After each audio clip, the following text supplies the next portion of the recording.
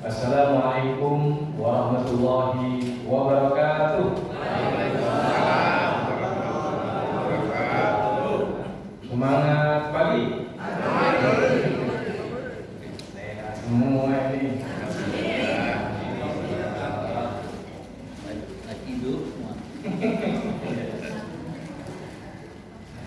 Kalau kita sudah menjalankan 2 rakaat sebelum subuh, lalu apa lagi yang kita khawatirkan?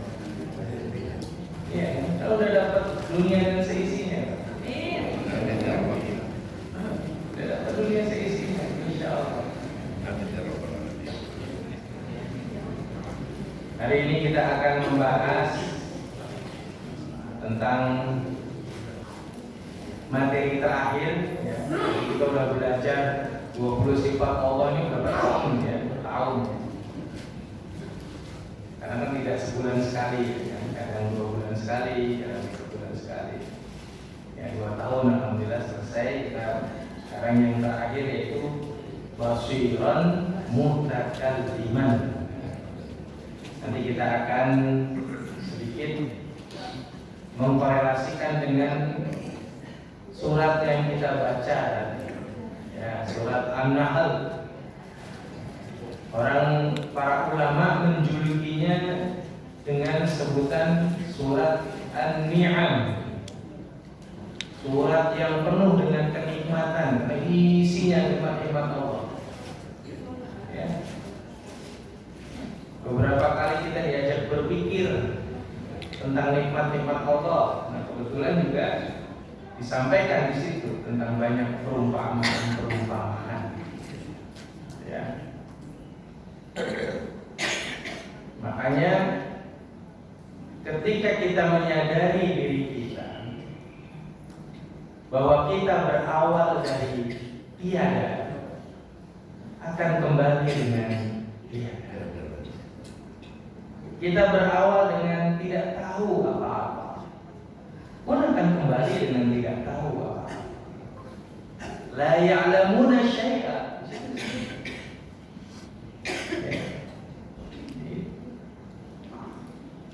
Akhrajakum min butuni ummahatikum la ta'lamuna syai'a. Lahir dari perut ibu kita nggak tahu apa-apa. Wa ja'ala lakumus sam'a. Jadi indra pertama yang Allah aktifkan itu adalah pendengar, sama. Ketika sama itu diaktifkan, janin itu sudah tahu apa yang dibaca ibunya, apa yang didengar ibunya, itu sudah dengar. Didengar ibunya dia dengar, dibaca ibunya dengan bersuara, atau dia berbicara dengan lawan bicaranya, janin sudah tahu. Mendengar tapi tidak bisa merespon. Makanya disebut sama. Baru kemudian wa ja'ala lakumus sam'a wal absara, barulah penglihatan. Nah, ini qauluhu basiran mutakalliman. Oh 12. Oh berarti 13 ini. Kemarin basah, berarti belum nih. Siap, aman. Kita cari lagi di sini. Oh berarti kalam ya, basor. Nah, kalam. Nah, pas. Wa ja'ala lakumus sam'a wal absara wal af'idah. Apa itu al afidah? Hati nurani. Jangan sampai pendengaran kita, mata kita berfungsi, tapi mata hati kita nggak berfungsi. Makanya kalau cuma melihat itu kalimatnya nazoro, kalam. Nazoro itu cuma melihat, tapi kalau melihat dengan hati itu dengan basir. Iya. Kalau cuma melihat begini kan, oh hadir nggak terlalu banyak. Tapi kalau melihat dengan mata batin gimana? Masya Allah, ini udah lebih dari 40 orang. Berarti sudah ada 400 malaikat menemani kita. Satu sholat subuh itu pengawalnya 10 malaikat, satu orang berjamaah. Gimana kalau 40? Ya 400 di sekitar kita. Apalagi setelah itu apa? Majelis ilmu dipanggil lagi teman-temannya. Dipanggil lagi teman-temannya tadi. Begitu kita baca Fatihah nih ya, kita menuntut ilmu langsung dipanggil semua teman-temannya. Tahu nggak bapak ibu? Malaikat itu senang ngaji sama kita. Kenapa? Karena malaikat dikasih ilmu terbatas. Bedanya cuma satu, dia panjang umur aja. Umur panjang dari dulu sampai nanti. Nggak mati-mati, panjang umurnya. Cuma ilmunya terbatas. Dan nggak bisa mengajari. Dia cuma bisa menerima. Makanya kalimatnya subhanaka la ilma lana illa ma'alamna, kecuali yang kau ajarkan. Yang enggak engkau ajarkan kita nggak tahu. Jadi ada sel di otak malaikat itu tidak diaktifkan, namanya apa? Sel kreativitas. Kebayang nggak kalau malaikat kreatif? Ya, seneng gitu tiba-tiba apa hamba ada hamba ini saya mau kreatif nimpain ke dia gunung emas gitu. Coba kalau malaikat kreatif enggak, karena dia punya sifat la ya'sunallaha ma amarahum wa yaf'aluna ma yu'marun, tidak pernah bermaksiat dari perintah Allah dan hanya menjalankan apa yang diperintahkan saja. Jadi ketika diperintahkan kamu jadi malaikat pengawal majelis ilmu, udah kerjanya nyatet aja ratusan tahun nyatet tuh. Dari zaman sahabat tabiin terus sampai sekarang. Ya itu aja tuh nanti yang hadir. Coba. Dahsyat ya. Nah, makanya kemudian kita jadi paham nih, Allah memberitahukan kepada kita sama basor wal afidah dan mata hati la'allakum tashkurun. Dari itu saja kita harus sudah bersyukur bahwa Allah kasih panca indera kita. Barulah kemudian dikasih kemampuan untuk berbicara. Saya tadi malam kaget ya, jam 8 zooming gitu, sendirian di kamar. Tiba-tiba anak saya yang kecil tuh kan udah bisa jalan, udah ngoceh, buka pintu nyapa saya pikir ngomong ayo datang nggak? Kayak saya dengerin ini, ayo oke. Kaget saya, istrinya dia ngomong apa? Ayo oke gitu. Ini pasti Wolfu ini gara-gara Wolfu ini nonton Wolfu ya kan, atau kartun apa? Ayo oke. Diulangi lagi. Ini ngomong ayo oke gitu kan. Biasanya kan ayah, nggak bisa lah ayah kan. Tapi begitu ayo oke. Jawab. Jadi jawab. Ya dia begitu jawab dia pusing pasti.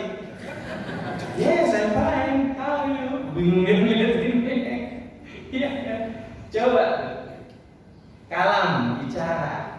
Ya. Bicara anak pertama kali yang kita dengar tidak ada yang tidak membahagiakan kita. Ayah, bapak, ibu, mama. Sekarang enak bisa mama sama mamam. Mamam kan makan ya berarti kan. Sama. Bicaranya Allah kepada kita ya beda. Nabi Muhammad bicara langsung dengan malaikat saja nggak bisa ngapa-ngapain. Ya. Malaikat cuma bilang ikra gitu aja. Dadanya sesak Nabi Muhammad itu. Ya. Dadanya sesak gitu. Dan itu baru apa? Baru 2 sayap yang dibuka sama Jibril. Ketika ngomong itu sama Nabi Muhammad, datang kedua, dibuka sayapnya 2 saja. 2 itu udah nutupin bumi, Pak. Dan dia punya 500 sayap, 250 kanan, 250 kiri. Jadi kalau dibuka tuh langit dan bumi tutup semua sama Jibril. Nah, sayap Jibril itu selalu dibuka di 2/3 malam untuk mengumpulkan doa-doa hamba-hamba Allah yang disetorkan oleh malaikat-malaikat tahajud dan malaikat subuh yang sudah bersiap untuk turun. Jadi malaikat yang tugasnya paling enak itu malaikat sholat malam sama malaikat tahajud, itu udah bestian itu. Gitu. Senang dia. Karena malaikat yang mulai bawa si fulan 11 rakaat kuliah kulhu. Iya. Besoknya lagi idem. Jadi kalau baca ya ganti-ganti, Pak. Jadi biar malaikat tulisnya beda-beda gitu. Jangan sampai malaikat hafal. Nice, kuliah kulhu. Tapi yang nggak apa-apa, udah bagus itu ya kan. Tapi biar ada malaikat dari ayat lain yang juga ikut turun. Belum lagi nanti di ayat-ayat selanjutnya bicara tentang bagaimana Allah ja'ala lakum min buyutikum sakana, ya tempat tinggal dari rumah-rumah kita dan selanjutnya. Berbeda cara Allah berbicara kepada kita dibanding cara kita berbicara kepada Allah. Kalau kita mampu mengaktualisasikan keseharian kita dengan niat berkomunikasi dengan Allah, sesungguhnya kita sedang berbicara dengan Allah. Jangan batasi bicara kita kepada Allah secara verbal saja, dengan mulut ya Allah, ya Allah. Enggak. Bicaralah dengan Allah dengan salat kita. Nah, bicaralah kepada Allah dengan amal kita. Ya Allah, aku sholat nih. Makanya ketika kita mau bicara ya Allah aku sholat nih, kita khusyuk ketika menyebutkan inna sholati wa nusuki wa mahyaya. Itu pentingnya memahami bacaan sholat itu, sehingga kita bisa berbicara dengan Allah dengan aktivitas kita. Karena Allah berbicara kepada kita tidak mungkin secara verbal. Dia berbicara dengan kejadian-kejadian yang ada di sekitar kita. Allah berbicara dengan nikmat yang diberikan. Allah berbicara dengan cobaan yang diturunkan. Allah berbicara dengan turunnya siang dan malam. Allah berbicara melalui perantara orang tua kita. Allah berbicara melalui perantara guru kita. Berapa banyak kemudian kita tersadarkan tentang kebaikan-kebaikan orang tua.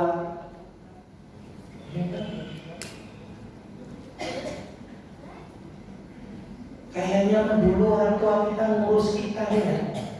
Anak 5 itu nggak pakai gadget itu udah selesai loh. Semuanya S1, semuanya sarjana. Sekarang kita punya anak 1 aja jadi guru parenting.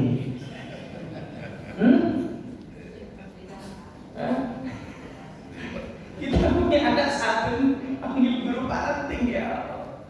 Dulu orang tua kita tuh anaknya 10 sendirian. No gadget. Sholat malamnya kuat, dirinya kuat gitu. Nah sekarang anak kita ketemunya gadget. Makanya kita juga menghadapinya. Makanya yang lahir di Orde Lama dan masih hidup sampai sekarang tuh bahagia banget tuh Pak. Ya, Buya ya. Ngerasain berapa presiden dari Soeharto ya berarti ya. Soekarno, Buya dari Soekarno. Masya Allah. Jadi ilmu nunjuk-nunjuknya Soekarno udah paham. Iya coba. Kita kan hidup zaman Soeharto ya kan, baru reformasi Gus-Gus kan. Dari zaman Soekarno tuh Masya Allah. PKI. Iya coba. Baru kemarin yang nggak berasa ya PKI. Sekarang udah diparodikan, ya kan? Pak Guru dipanggil rapat. Sebentar saya mau nggak perlu memenuhi ya, jadi gitu katanya Pak Guru padahal mau dipanggil rapat. Itu cara Allah ya, Allah berbicara dengan apa? Dengan kejadian-kejadian. Allah berbicara melalui orang tua kita, Allah berbicara melalui guru kita, Allah bahkan berbicara lewat apa? Lewat sesuatu yang di luar nalar kita. Kita sering tersadarkan dengan orang-orang yang secara derajat di bawah kita.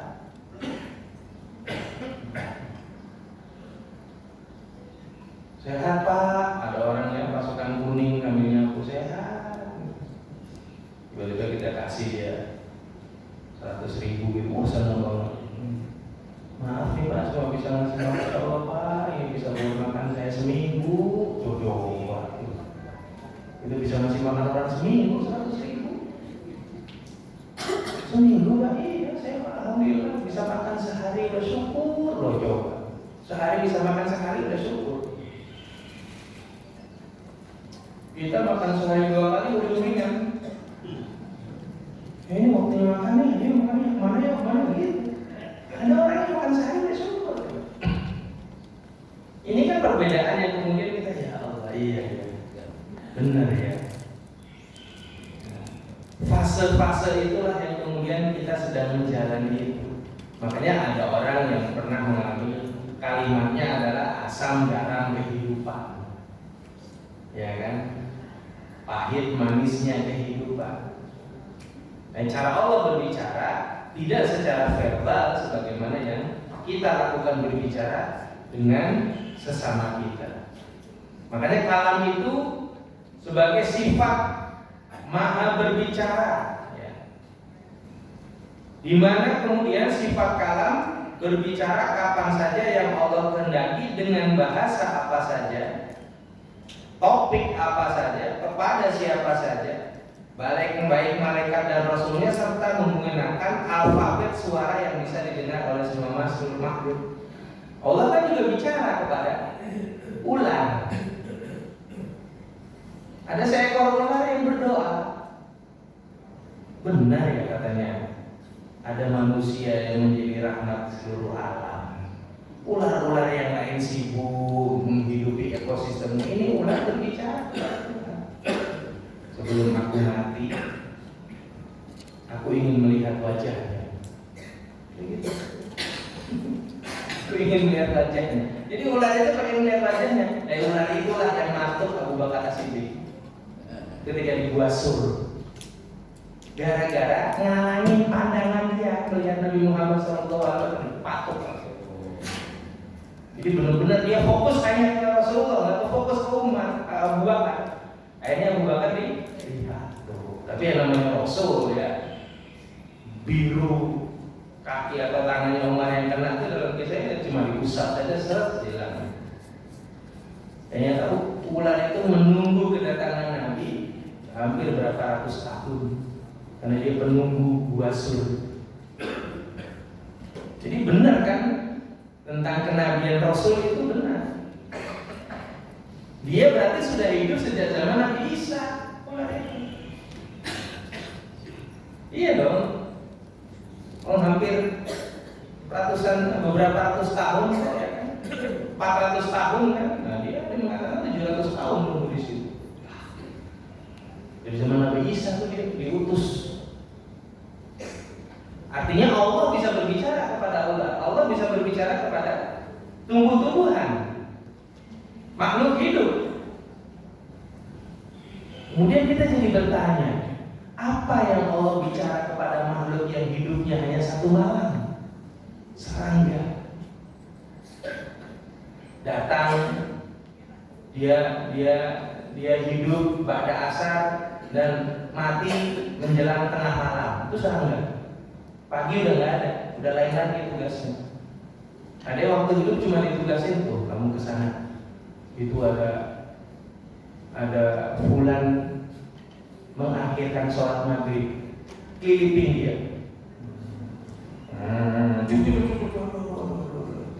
Berhenti, ini masjid lah, itu masjid. Tapi yang disalahin ini, mati tapi terus di masjid. Dia bunuh makhluk hidup dulu. Makanya saya kalau sholat malam tuh suka takut sekarang. Kalau di kamar kan ada obat nyamuk itu tidak keluar ke ruang tengah.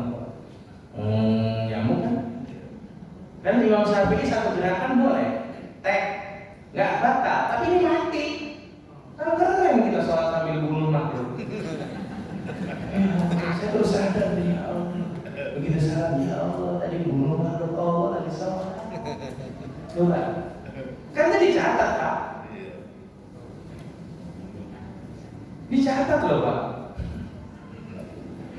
Itu membunuh makhluk Allah, menghilangkan nyawa dengan sengaja. Pasal itu. Sayang aja dia nggak punya pengacara itu sih nyamuk. Iya, coba lagi sholat, lagi bersama yang menciptakan kita dan kita menghilangkan nyawa ciptaannya. Ya, habis itu saya astagfirullah. Jadi udah tiap kali sholat, nikmati aja. Nikmati aja. Iya, lama-kelamaan kita terus-terusan dia mau sholat kali sama kita. Udah gitu aja. Ya akhirnya 2 rakaat, kadang diganggu, kadang enggak, lama-kelamaan. Pernah saya coba ini wudhunya saya sempurnain sesempurna sempurnanya, bukan cuma ngambil sahnya saja. Kencang-kencangin ininya, kencang-kencangin gitu kan, aliran darahnya kencang-kencang, nggak diganggu. Nah ini ada sesuatu. Jadi nyamuk ini nggak mengganggu yang wajahnya tuh yang tubuh kita tuh wudhunya benar. Nah ini kan cara Allah berbicara kepada kita dengan bahasa apa saja, dengan kosakata apa saja Allah berhak, karena dia kalam, ya, karena dia kalam. Demikian juga nukilan para ulama ahlus sunnah.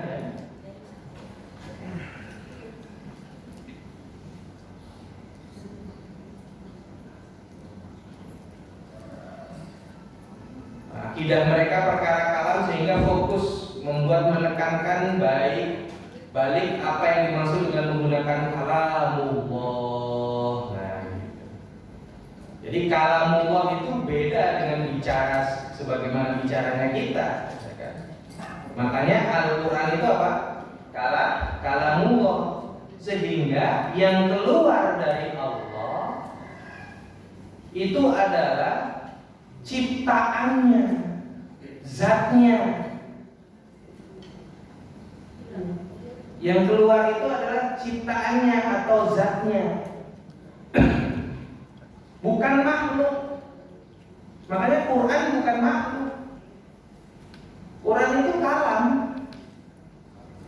Bahasa kitanya itu apa? Ya zatnya Allah. Kita kan ketika kita bicara itu kan keluar dari dalam diri kita kan. Hanya kemudian peraturan manusia lah yang kemudian menjadi hak cipta. Ketika kita bernyanyi itu jadi hak cipta kita, sama. Quran ketika dikeluarkan oleh Allah dia menjadi kalamullah. Allah berhak berkata kepada manusia bukan hanya melalui Al-Quran, tetapi Al-Quran sudah cukup buat kita menjadi pedoman apa yang sudah Allah katakan kepada seluruh manusia dan seluruh umat, seluruh ciptaannya di muka bumi. Allah bicara. Al-Quran ini ya buat binatang juga, Al-Quran ini ya buat gunung juga, Al-Quran juga buat tumbuh-tumbuhan juga. Kan semua ditawarin siapa yang mau menerima Al-Quran. Saya akan menurunkan firman. Siapa di antara kalian yang sanggup? Enggak ada yang sanggup. Justru yang sanggup manusia. Wa hamalal insan, padahal innahu kana zaluman jahula. Akhirnya yang mampu membawa Al-Quran itu manusia, padahal mereka punya sifat zalim dan jahil. Kadang sesuatu hal yang penting diberikan kepada orang yang menurut kita tidak penting, tetapi ya jadi penting. Itu aja. Al-Quran diturunkan kepada Rasulullah yang apa? Yang tidak bisa membaca dan tidak bisa menulis. Kenapa? Karena kalau Rasulullah bisa membaca dan menulis, ya mungkin akan beda. Mungkin akan beda. Prototipnya memang dibikin seperti itu. Tapi nalar Rasulullah SAW, ketika Rasulullah itu ditakdirkan beliau sebagai ummiyun, tidak bisa membaca dan menulis secara zahir, tetapi kemampuannya, analisanya dimiliki di atas rata-rata manusia. Makanya disebut hadis juga, itu juga wahyu. Kenapa disebut hadis juga wahyu? Ya, ada di surat An-Najm kan? Wan najmi idza hawa ma dhalla sahibukum wa ma ghawa wa ma yantiqu 'anil hawa in huwa illa wahyu yuha. Tidak mungkin Nabi Muhammad berbicara dengan hawa nafsunya. In huwa illa wahyu yuha, karena yang dikatakannya adalah sesuatu yang sudah diwahyukan. Makanya yang keluar dari lisannya Nabi ada Quran, ada Sunnah. Sunnah ini juga wahyu. Sunnah ini juga wahyu. Sunnah lah yang mengajarkan kita tentang kaifiyah, tata cara. Sedangkan Quran mengajarkan kita ada tata cara, ada filosofi, ada ideologi, ada struktur iman dan lain sebagainya, lengkap semua di sini. Makanya kalamnya di sini adalah kalam yang merupakan zatnya Allah. Ya kan? Sifat untuk menggunakan pengertian lawan dari bisu, Allah Ta'ala berbicara, artinya Allah bukan zat yang bisu, karena bisa berbicara sejak zaman azali. Manusia ada yang ditakdirkan tidak bisa bicara atau bisu. Sedangkan ada manusia yang kemudian dalam prosesnya bisa bicara. Ada yang sudah sempat bicara jadi tidak bisa bicara. Tapi kalau Allah bisa bicara terus. Makanya disebut dengan nau'ul kalam, jinsul kalam. Jadi kalimat yang tidak pernah, yang tidak bisa kita kotak-kotakan, tidak bisa kita apakan, kita bagi-bagikan. Semuanya bisa. Kita yang kemudian kemampuan manusia dalam berbicara terkotak-kotak. Atas dasar ilmu aja kan beda kan? Wah, saya jangan disuruh ngomong tentang arsitektur, nah itu nggak bisa. Iya nggak? Iya. Coba aja saya disuruh jadi dosen arsitek, kan bisa ngomong kan? Gitu. Sama. Tapi kalau semuanya belajar ilmu agama pasti bisa. Hanya bedanya kemampuannya sedikit-sedikit. Ya semua kalau belajar bisa, tapi tetap ada batasnya gitu. Buat seperti kami belajar teknik elektro pusing Pak, teknik nuklir itu pusing. Ya kan? Perkapalan gitu, teknik perkapalan itu kan bingung. Ya.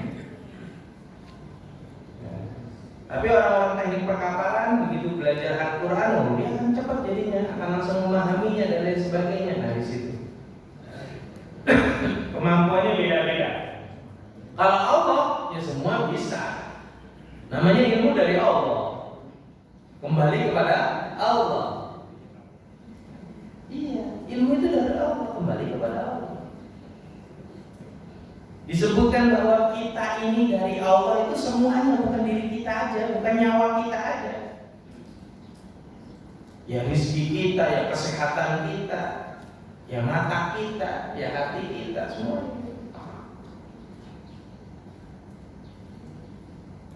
Makanya sifat kalimat kalam ini sebagai bentuk dari pengertian versus asal membisu. Ya, Allah berarti artinya tidak diam, tidak pernah diam.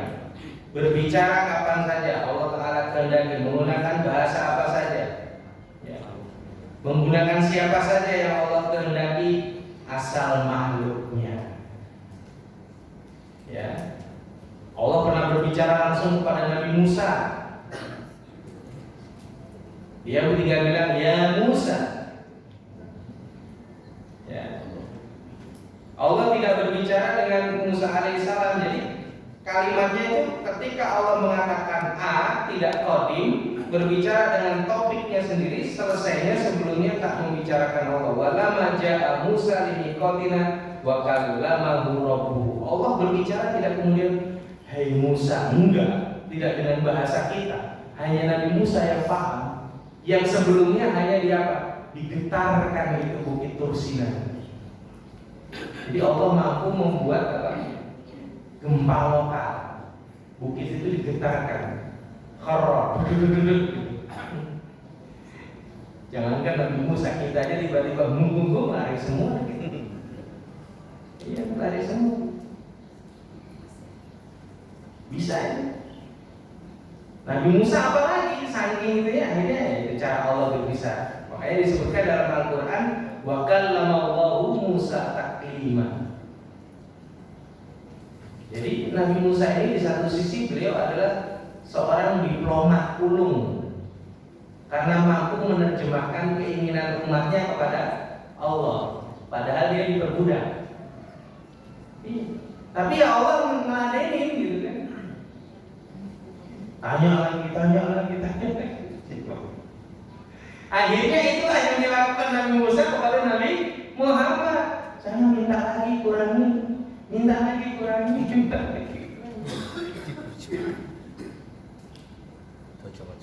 Iya. Beliau tetap Nabi kan, tapi karakternya tetap sama gitu.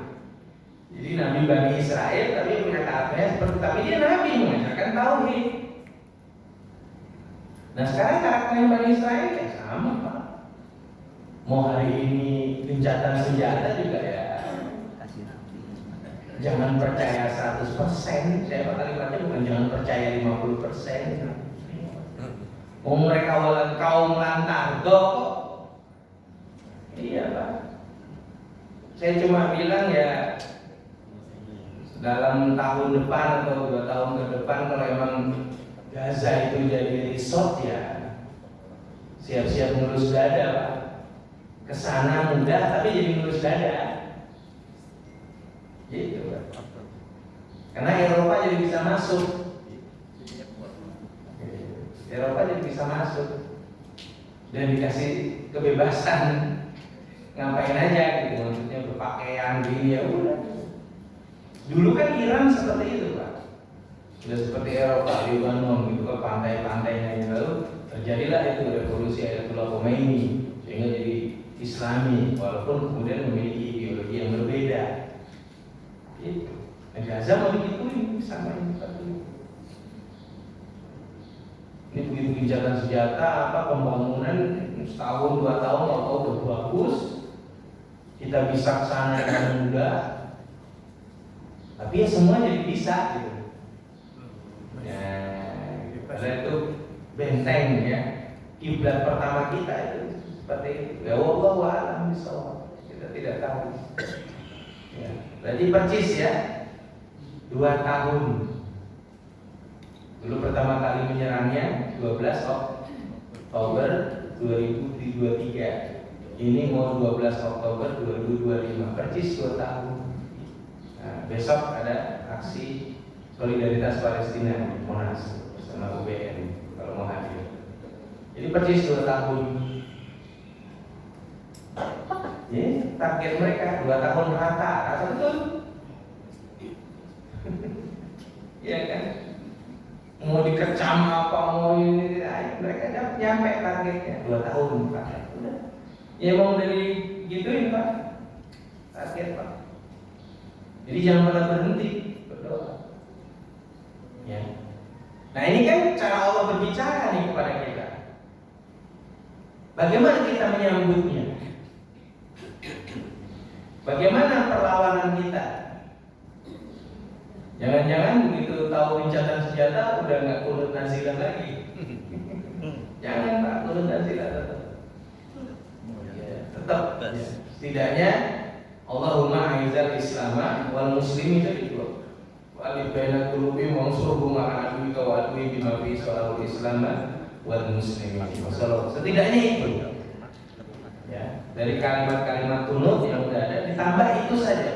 Kalaupun tidak ada spesifikasi kalimat Palestina, Gaza dan lain sebagainya, setidaknya a'izzal Islam wal muslimin, yaitu kuatkan izzahnya kaum muslimin. Wa alif baina qulubihim, satukan hati-hati mereka. Wansurhum ala aduwika wa aduwihim, dan tolonglah mereka dari musuh-musuh mereka dan juga merupakan musuhmu ya Allah. Birahmatika ya arhamar rahimin. Nah, baru kita sallallahu alaihi wasallam dan lain sebagainya. Jangan berhenti dulu nanti. Ya.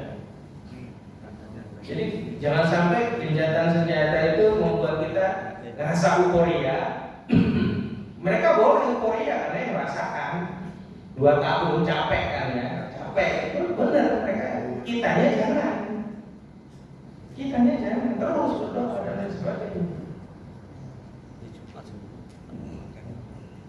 Jangan sampai jadi wisata bencana itu.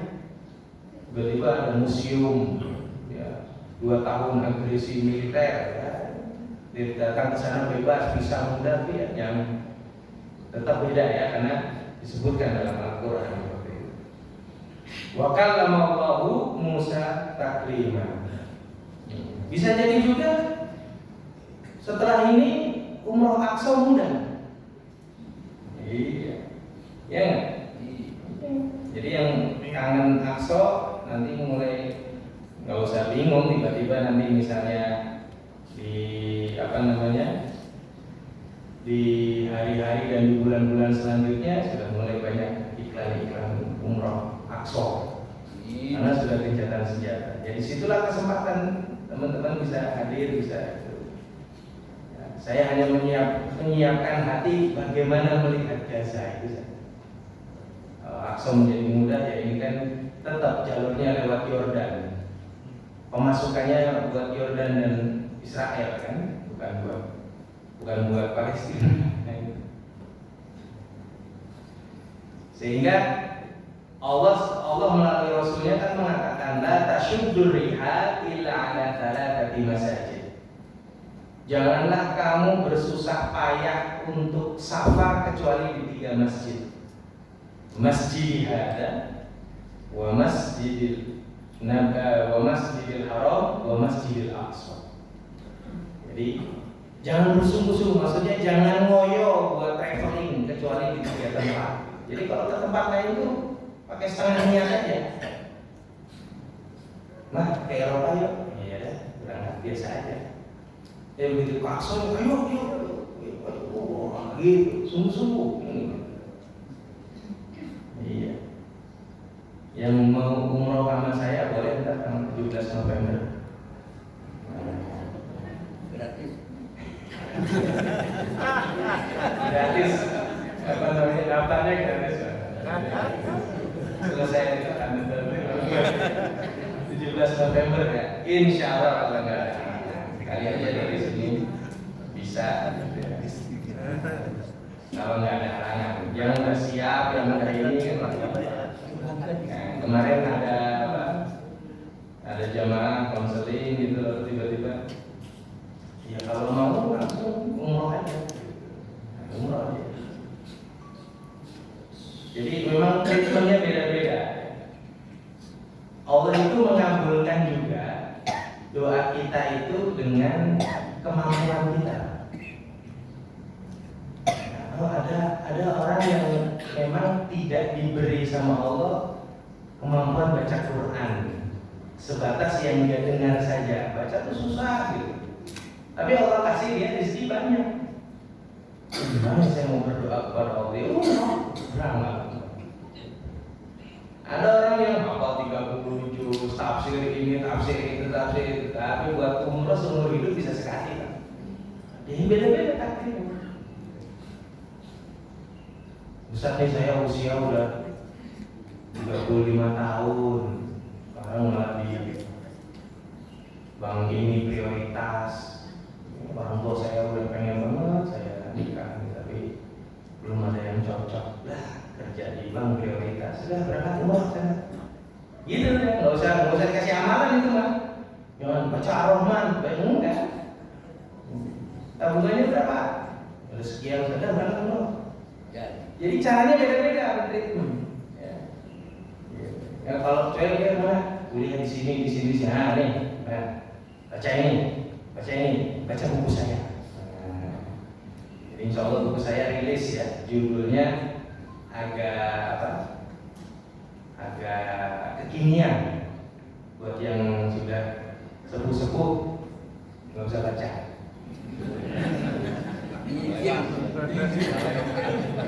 Judulnya apa? Ini caraku menghalalkanmu.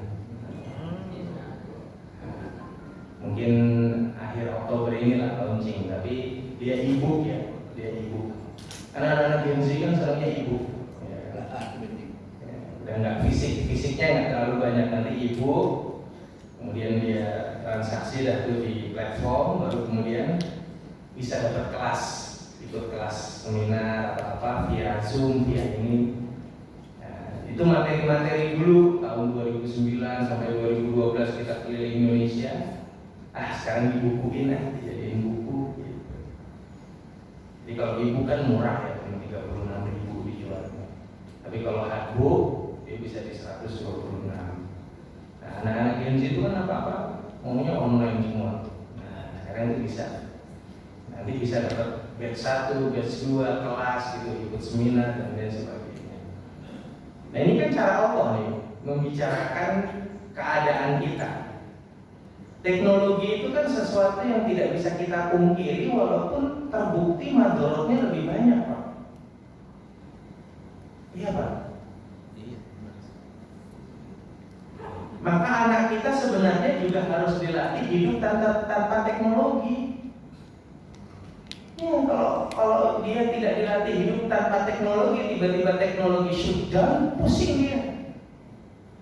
Kenapa? Karena dia harus ke pasar.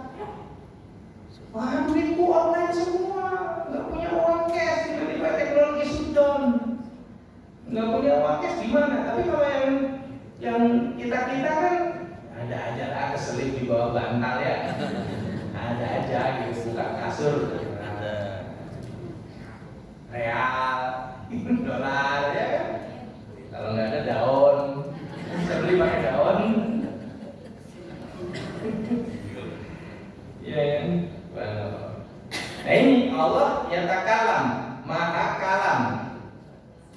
Walamma ja'a Musa limiqatina wa kallamahu rabbuhu. Dan ketika Musa tiba buat munajat kepada kami tentukan serta Allah berfirman secara langsung. Jadi Allah berbicara kepada Musa dengan bahasa yang tidak bisa dipahami. Iya. Makanya kan ketika di Sidratul Muntaha kan dialognya Allah dengan Rasulullah kan jadi apa? Jadi tahiyat, bacaan tahiyat. Iya. Allah tuh mengucap salam, assalamualaikum ayyuhan nabiyyu. Bagaimana rasanya diucapkan salam kepada dia? Karena makanya ketika kita mengucap salam kepada Nabi, Allah akan mengucap salam kepada kita. Ketika kita ingat kepada Allah, Allah akan ingat kepada kita. Disitulah kekuatannya kalam.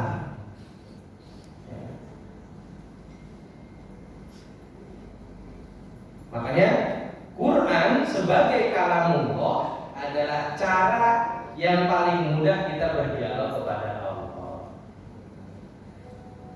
Kalau kita mau ngomong sama Allah itu yang paling relevan gimana ya? Nah, ada satu doa yang kita boleh menyebutkan itu semua, bahkan sampai urusan dunia, tapi tetap ada kuncinya. Kuncinya harus pakai Allahumma. Inni as'aluka. Mintalah kepada Allah. Maka minta itu bahasa Arabnya as'aluka. Maka kalimatnya Allahumma inni as'aluka al-umrah, Allahumma inni as'aluka al-hajjah, Allahumma inni as'aluka syifa, Allahumma inni as'aluka najah, Allahumma inni as'aluka waladan sholihan. 1000 permintaan kalau dengan Allahumma inni as'aluka jadi boleh. Itu passwordnya. Karena Rasulullah mengatakan, Rasulullah berdoanya apa? Allahumma inni as'aluka al-huda wat tuqa wal ghina. Rasulullah berdoa sambil mengajarkan kepada sahabat yang mendengar. Allahumma inna nas'aluka, tapi kalimat ini, Allahumma inni as'aluka al-huda, beri kami hidayah, petunjuk. Memang dikira Rasulullah menjalankan kenabiannya gampang-gampang aja.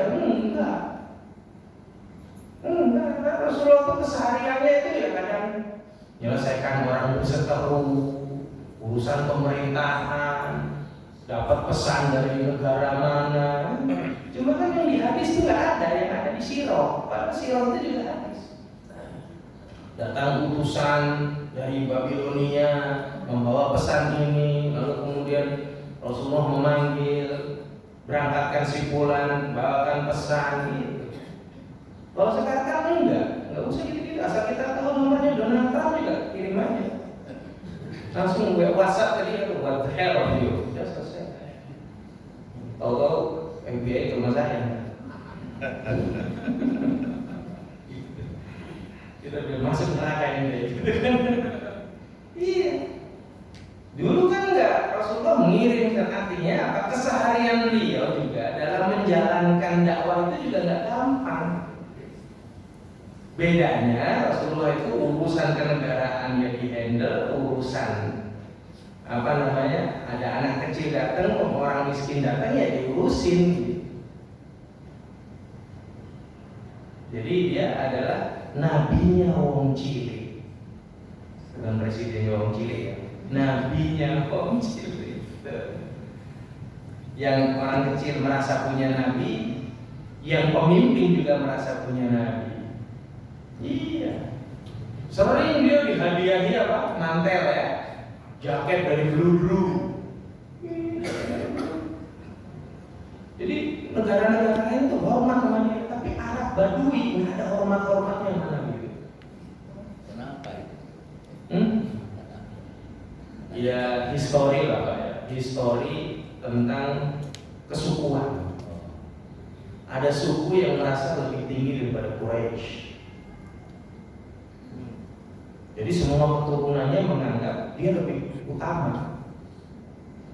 Nabi jalan pakai surban begini, Nabi jalan pakai surban begini. Ketemu Badui, dia tarik.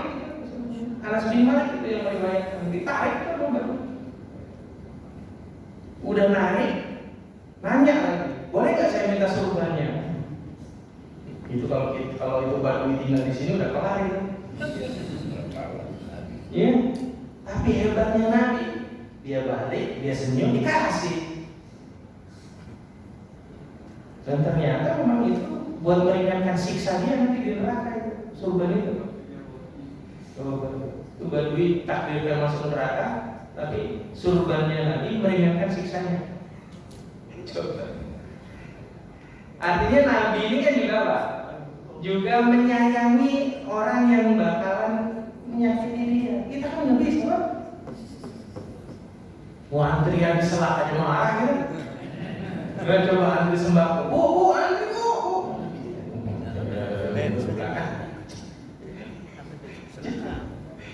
Iya, manusiawi kan gitu.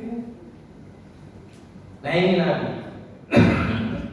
Apa? Allahumma inni as'alukal huda wa tuqa wal afaf, ya, kesehatan wal ghina, kekayaan, kaya hati, kaya harta. Nah setelah itu kita boleh meminta apa? Kalau emang tahu bahasa Arabnya sebutin. Nah kalau yang perempuan yang paling mudah minta jodoh yang soleh, ya udah zaujan soleh. Nah sekarang kan HP-nya tinggal diaktifkan kepet bahasa Arab. Suami nggak muncul tuh zaujun, zaujan pakai fathah. Allahumma inni as'aluka zaujan shalih.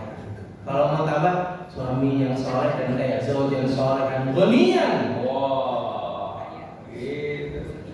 Soleh, goni, kemudian aliman. Wah, alim juga. Boleh minta yang seperti itu.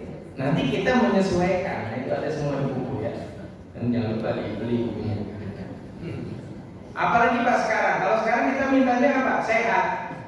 Sehat sama apa? Husnul Khatimah. Allahumma inni as'aluka husnul khatimah. Allahumma inni as'aluka sihat wal afiyah. Wah, hati lagi nggak tenang. Allahumma inni as'aluka qalban khashi'an. Beri kami ya Allah hati yang khusyuk, yang tenang. Apa lagi? Oh, mau jalan nih. Setelah kita baca doa perjalanan, Subhanalladzi sakhkhara lana hadza wa ma kunna lahu muqrinin wa inna ila rabbina lamunqalibun. Allahumma inni as'aluka suhulata fis safar. Boleh. Itu. Boleh minta apa saja. Karena Allahumma inni as'aluka disebutkan, silakan minta dengan kalimat ini biulu fit doa, dengan ribuan permintaanmu. Ya kalau nggak bisa bahasa Arab ya Allahumma inni as'aluka sembuh, kayak gitu ya. Allahumma inni as'aluka laku, ini hari ini laku, gitu kan. Apalagi coba yang jadi dokter, Allahumma inni as'aluka pasien-pasien yang enak, gitu kan. Gitu kan. Pasien enak semuanya datang bawa permen, enak. Ya kan? Kita kan selalu maunya yang enak, tapi kan kita juga harus siap, makanya beri hari yang baik. Hari yang baik itu walaupun ada kendala tapi berjalan baik, gitu. Iya kan? Namanya cita-cita pengen jadi dokter, ya sudah. Ya, namanya dokter kan nggak mungkin semua pasiennya kan baik-baik, maksudnya asik-asik. Kadang-kadang pasiennya udah di antara hidup dan mati yang di hadapan kita. Dulu kita punya santri itu waktu masuk tahun 2009, kamu cita-citanya jadi apa? Jadi dokter, Ustaz. Kenapa jadi dokter? Biar nanti kalau ada ustadz saya yang sakit saya bisa merawat. Apa Pak? Itu ngomong 2009 Pak. 2022 kejadian. Gurunya yang bisa membawa dia sampai dia lulus SMA kecelakaan. Kecelakaan di tol antara Batang ke Pekalongan. Akhirnya dirujuk ke rumah sakit Uninsula. Dia praktek Pak di rumah sakit Uninsula. Di ICU begitu lihat wajah Ustaz saya, doanya terkabul, urusin Ustaz. Kita punya guru senior namanya Ustaz Wahid Bashir. Dulu sempat jadi kepala pengasuhan di sekolah yang internasional. Nah, dia punya murid udah ada yang di Selandia Baru, udah ada yang jadi dokter. Nah, si Prima ini jadi dokter di Uninsula tugasnya. Sama di RSUD mana gitu. Nah, kan dia berdua tuh. Si Ustadznya berdua, yang satu wafat, yang satu nggak wafat. Yang wafat langsung ke dapur terus dimakamin. Udah, yang nggak wafat udah diurusin. Begitu saya tahu dirujuk di Uninsula, langsung saya telepon. Ini kok Prima gini. Iya Ustaz, ini sudah sama saya. Saya langsung ingat ya Allah, dia yang saya tanya itu waktu 20 tahun yang lalu. Siapa? Ini 14 tahun lah ya, 13 tahun, 2009 ke 2022 kan jadi 2022 pas saya lagi di Bandung. Jadi biar nanti saya bisa merawat guru saya tuh kabul. Iya. Semoga nanti anak ini punya ilmu yang bermanfaat. Kan misalnya kita doain gitu buat anak kita, lalu dia jadi ustadz ngajar di pedalaman, ya nggak usah ini kamu jauh banget sih ngajarnya. Dan doain kita terkabul di pedalaman. Di pedalaman justru butuh ilmu pendalaman. Ilmu-ilmu pondasi itu di pedalaman ngajarnya. Kita ngajar di Papua, ngasih 20 sifat Allah, dan berat mereka. Di Papua ngajarnya itu, ayo sholat itu yang penting Allah itu satu nih, Allah nih. Kita belajar itu, ayo sholat. Kalau nggak bisa, pokoknya Bismillah, ngajarin Bismillah sama suku Papua bisa seminggu, nanti baru bisa Bismillahirrahmanirrahim. Nggak apa-apa, yang penting dia tinggal hitungi. Jadi nggak kepake itu safina, dia nggak kepake. Tapi manfaat kan ilmunya, kan doanya manfaat. Doanya terkabul. Allahumma ini as'aluka, minta apa saja. Nah ini kalau kita mau bicara sama Allah, ya caranya dengan doa tadi, langsung. Dengan baca Quran juga bicara, tapi bicara dengan yang Allah bicara. Kita seperti merespon apa yang Allah bicara. Kita bicara dengan Al-Quran, tapi begitu kita minta langsung berdoa, itu benar-benar langsung kepada Allah. Dan tidak ada itu wifi-wifian gitu. Hati kita kan sudah langsung connect dengan Arsy. Ya, semakin kita dekat, kita jauh dari maksiat, sering zikir dan lain sebagainya, hati kita akan terpaut. Nah, salah satu diantaranya adalah ketika hati kita juga terpaut kepada masjid. Ketika hati kita terpaut dengan masjid, di situlah kita mendapatkan itu semua.